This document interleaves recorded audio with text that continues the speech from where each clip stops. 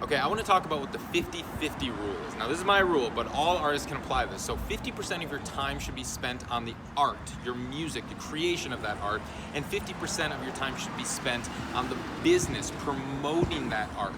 Now, of course, this is not every day 50-50, like, oh, it's 2 p.m., I gotta like start the business now. No.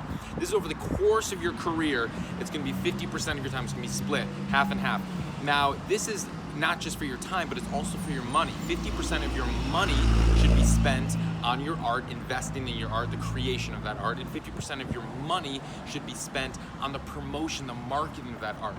And I know so many people that they raise, a certain amount of money for their Kickstarter or Pledge Music or something, and they put all of it into the creation of that art. I was guilty, and then they have nothing left over for the promotion. If you really believe in your art, you need a lot of money to promote it and get the word out about it. 50-50, time, money.